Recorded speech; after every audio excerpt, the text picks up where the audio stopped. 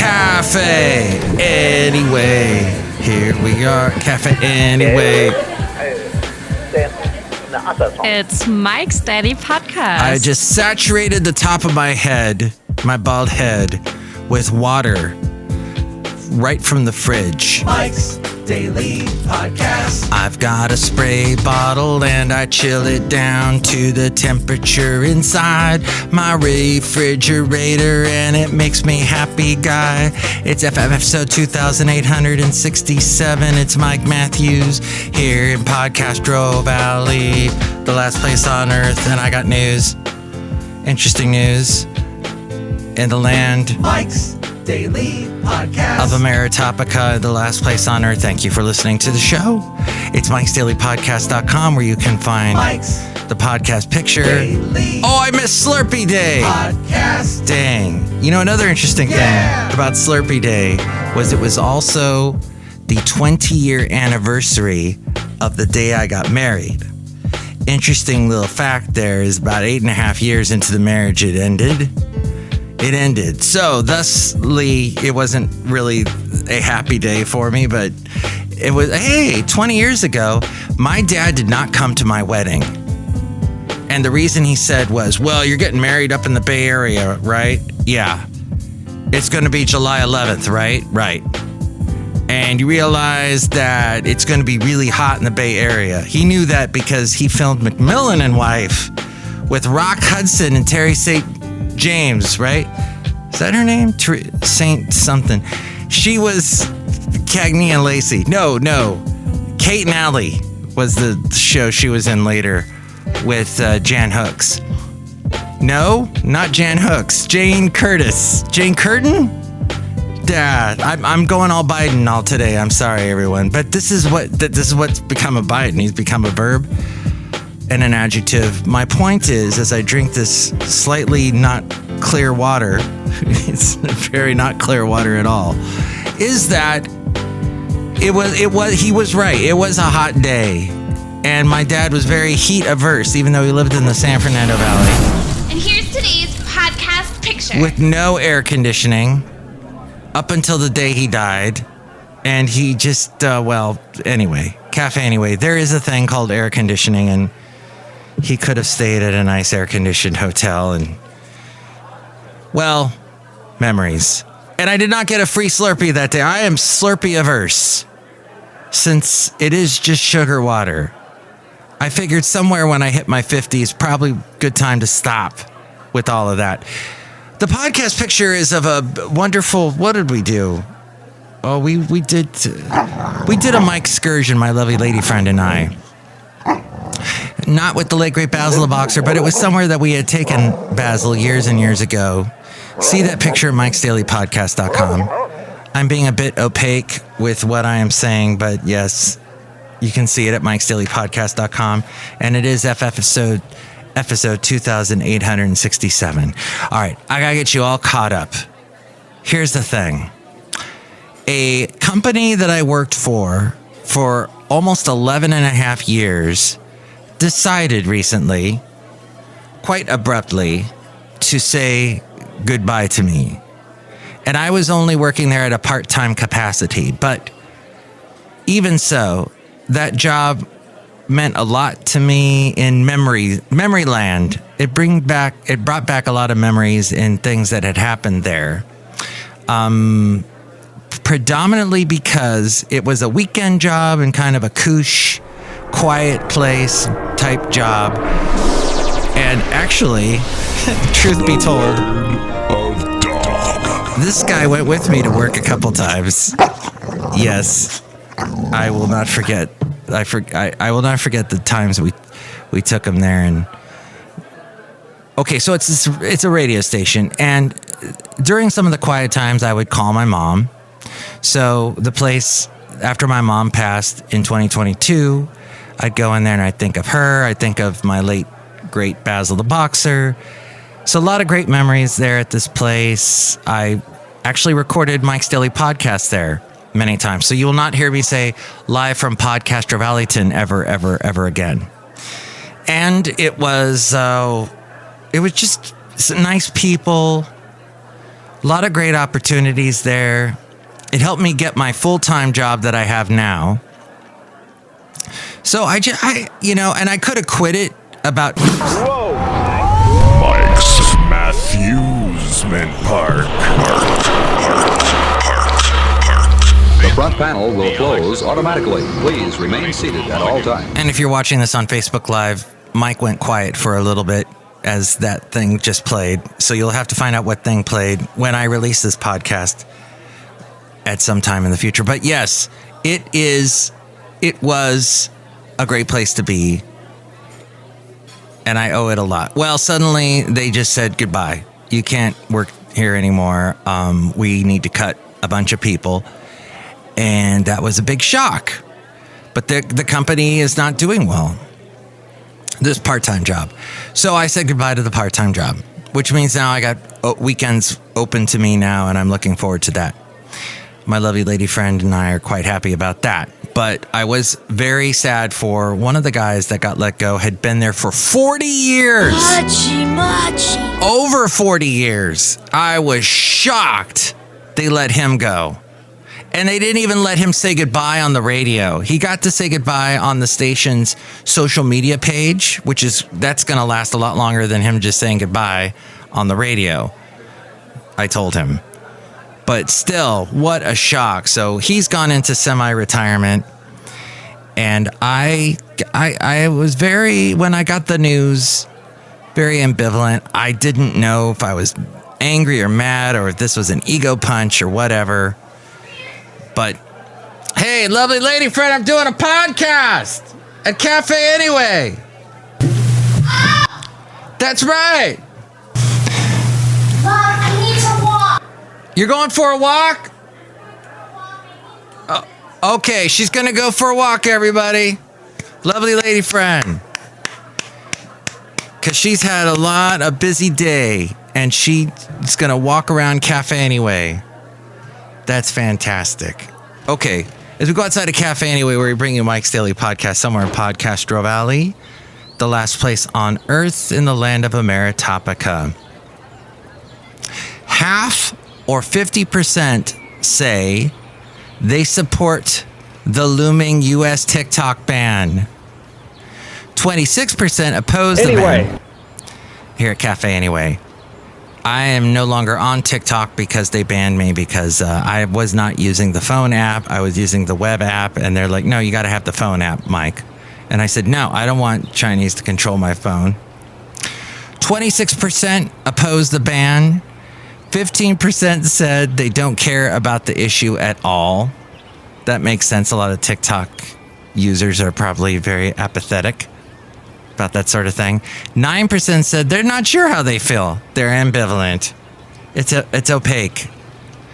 But 50% say they support the looming U.S. TikTok ban. Mike's out of left field recordings. Recording everything captures actions that will never again be repeated. And all that news from Rob Black. I produce his podcast. He's heard on AM 1220 KDOW weekday mornings. He's on Cron TV weekday mornings in the 9 o'clock hour, Monday through Thursday. He also mentioned that U.S. airlines canceled over 1,300 flights due to Hurricane Beryl recently. Not Beryl Eyes, not Milton Berle, but Beryl. Not a barrel, not Cracker Barrel. It was just called Beryl, Beryl. And people will never forget that name now because it caused all kinds of problems and sadness. United Airlines led the list with 406 flights canceled. Southwest Airlines, they lost 268 flights. I heard a guy, I think he was on United, who said that his flight got canceled, and the way that the employees handled him, he said it was like a drill sergeant yelling at him. Get off the plane. And now we return you to our regularly scheduled program with Mike Matthews. Go this way, go that way. Ordering him around. He said never again. And finally, Paramount, the people that brought us da-da-da-da-da-da. Star Trek. That's what that song was. Agrees to merge with the David Ellison Skydance. Paramount was known for The Godfather, Top Gun, Forrest Gump, as well as stuff that you enjoyed on CBS, MTV, and Nickelodeon. And Nickelodeon, all those cartoons that people love. SpongeBob SquarePants is owned by Paramount. Ay, ay, ay. Outside of Café Anyway, somewhere in Podcaster Valley, look who's here. Hi, Mike. It's Benita the Rodeo Queen. How's y'all doing? It's a Disgruntled Fiddle Player, tell you what. What? It is hot blazes out here. Magnification. And the heat is magnified because there's a huge magnifying glass just over Café Anyway. Some huge giant is trying to burn us up like a bunch of ants. That's terrible. It's completely ruthless and unfair and unkind and should stop at once. Look who else is here. Hello, Mike. I make delicious root beer hair some right now. Let me try that. Oh, wow. That is super sweet. That's terrible. I'm not going to drink that. I don't want to get the diabetes. What's in it? I put a Slurpee in the root beer. Oh, boy, drink right now. I'll cut you. No, I shan't get diabetes. Oh, Shelley Duvall died of complications from diabetes. Too soon. Shelley Duvall. Everybody mentioned her movie. What was the big one? The Shining. Because Mr. President, are you suggesting President Biden's using cocaine? I don't know what he's using, but that was not. Hey, he was higher than a kite. And by the way, it was the worst address I've ever seen. State of the Nation. I'll tell you, State of the Union. That's not State of the Union because he doesn't represent us properly. That I can tell you. Okay, all the two parties ever do is attack each other, right? And the people on the right, such as the man you just heard, attacking Biden back then when that little recording happened, which is several months ago now, just after the State of the Union. Not a state of the country, state of the whatever, State of the Union. And it was back in those days that it was, oh, Biden might be doing cocaine. Now we just only wish he was using more cocaine. The guy is what is happening? He needs some drug to make it all start working again. I don't know, have a cup of coffee? Does that help? I listened to a podcast called No Agenda, and it's Adam Curry from MTV, and this other guy, John C. Dvorak, and they're very conspiracy theory driven. Sometimes they make a little sense, but even a clock that's broken and... The Fascinating Material Project. FM Project. Even a clock that is completely dead is right sometime during the day, is what that expression was, that saying. Even a monkey with a crayon will make a beautiful picture sometimes. May even do a Picasso sometimes. But these guys occasionally are right. And they're pointing out in the podcast that I heard recently that possibly what the Democrats will do, now that you've got George Clooney saying get rid of Biden and everything, is get someone new. A fine article. You silly, great, fat article.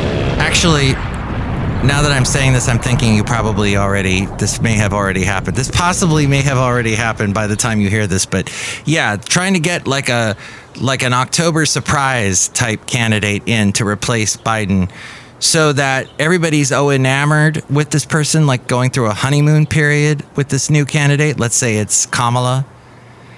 And then she gets extra votes, possibly, because of the new attention. And people don't really know her yet. So expect to see a lot of Republicans who are already thinking of this, because I got that from Ramaswamy, Vivek, that they're going to probably be starting to shoot down Kamala big time. Like, go after her more than they're going after Biden, because they're going to see her as the possible replacement. But thank you. Who knows? We see with Seth Meyers and his hilarious, what is it, This Week or On Point or In Focus or whatever he calls it. And you got the late show he does that little. And then you've got Mr. Jon Stewart with The Daily Show. Both of them are saying, hey, Trump is too big of a threat.